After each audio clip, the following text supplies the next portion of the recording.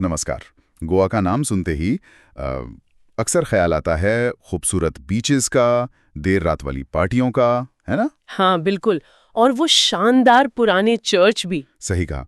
लेकिन आज हम गोवा के एक ऐसे कोने में झांक रहे हैं जो इन सबसे जरा हटके है, थोड़ा रहस्यमयी। हाँ बिल्कुल। दक्षिण गोवा में कंसाउलिम, वहाँ का वीरान थ्री किंग्स चर्च। हाँ वही। हमें एक कहानी मिली है जिसका शीर्षक है the lady of three Kings church, a true haunted story from Goa. तो आज हम इसी चर्च से जुड़ी जो भूतिया बातें हैं और एक हाल की घटना, उस पर बात करेंगे। चलिए।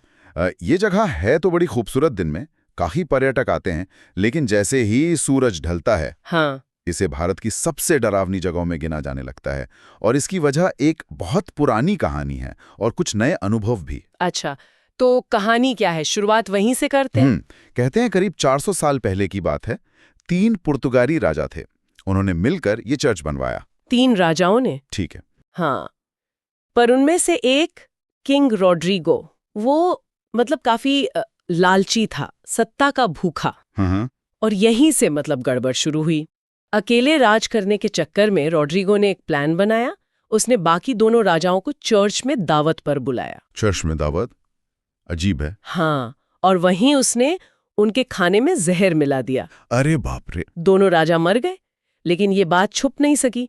गांव वालों को पता चल गया। फिर क्या हुआ? जाहिर है लोग गुस्से में आ गए।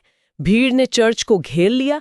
रॉड्रिगो अंदर ही फंस गया। ओह। और पकड़े जाने के डर से उसने चर्च के अंदर ही खुद को आग लगा ली। खुदकुशी कर ली चर्च के अंदर? हाँ, और तब से ये माना जाता है कि उन तीनों राजाओं की आत्माएं वो वहीं भटकती हैं चर्च में। बाप रे।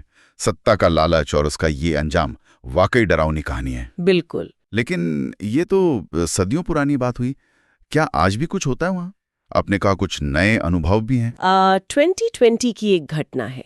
3 कॉलेज स्टूडेंट्स थे, प्रिया, मनन और रोहित। गोवा ट्रिप पे थे। अच्छा। उन्होंने इस चर्च के बारे में सुना और जोश जोश में फैसला कर लिया कि रात वहीं गुजारेंगे, देखेंगे कि ये सच क्या है। आजकल के बच्चे भी ना, हिम्मत तो है। हिम्मत या बेवकूफी कहना मुश्किल है। खैर, वो रात में चर्च पहुंच गए और जो हुआ। क्या हुआ? रात के करीब 1:45 बजे होंगे। बिल्कुल सन्नाटा। तभी उन्हें चर्च के अंदर से आवाजें आईं। आवाजें? कैसी आवाजें? जैसे कोई पादरी बोल रहा हो लैटिन भाषा में। उन्हें कुछ समझ नहीं आया।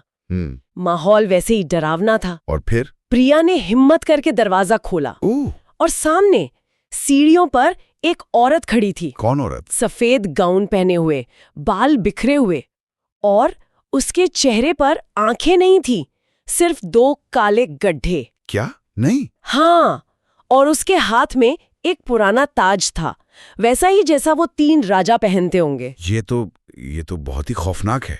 बात यहीं खत्म नहीं हुई। जैसे ही प्रिया ने उसे देखा, उधर रोहित की नाक से खून बहने लगा अचानक। क्या? और मनन, वो डर के मारे वहीं बेहोश हो गया। और प्रिया? वो चीखना चाहती थी, पर जैसे आवाज ही नहीं निकली, गले में ही अटक गई।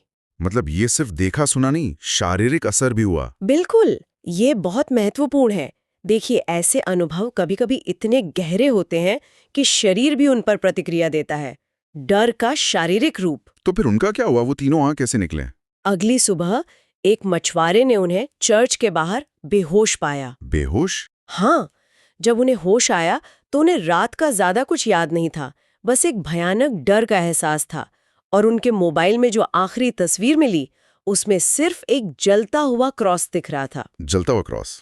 बस और कुछ नहीं। तो वहाँ के लोग क्या कहते हैं इस बारे में? आज भी मतलब वहाँ के स्थानीय लोग यही मानते हैं कि रात में उस चर्च के पास नहीं जाना चाहिए। अच्छा। वो कहते हैं the lady of three Kings church आत्माओं की रखवाली करती है, और जो ज्यादा जानने की कोशिश करते हैं उन्हें सजा देती है। The lady? वो औरत जो प्रिया को दिखी थी? शायद, कौन जानता है। लोग कहते हैं जो रात में वहां जाने की हिम्मत करते भी हैं, वो पहले जैसे नहीं रहते, कुछ बदल जाता है उनमें। तो सवाल ये है कि ये सिर्फ कहानियां हैं, लोगों का डर है, या वाकई उस जगह में कुछ है? बिल्कुल, ये सवाल तो बना रहता है। तो मतलब ये है कि गोवा सिर्फ धूप, रेत और समंदर ही नहीं है ना? इसकी खूबसूरती के पीछे कुछ ऐसी अनकही, अनसुलझी कहानियां भी हैं, जैसे ये चर्च। सही कहा। तो आज हमने थ्री किंग्स चर्च की इस कहानी को समझा। एक तरफ धोखे और मौत की सदियों पुरानी दास्तान, और दूसरी तरफ कुछ युवाओं का हाल का खौफनाक अनुभव, जिसने इस जगह के रहस्य को और भी गहरा कर दिया है। हाँ, ये चर्च और इससे जुड़ी ये घटनाएं सोचने पर मजबूर करती हैं। क्या वाकई कुछ जगहों पर अतीत की दर्दनाक यादें या ऊर्जाएं रह जाती हैं? क्या इतिहास की गूंज आज भी महसूस की जा सकती है? ये एक बड़ा सवाल है। और ये सवाल हम अपने श्रोताओं के लिए छोड़ जाते हैं। क्या ऐसी जगहें सिर्फ कहानियों और हमारे डर का नतीजा है, या वो आने वालों के लिए एक तरह की चेतावनी है? इस पर सोचिएगा जरूर।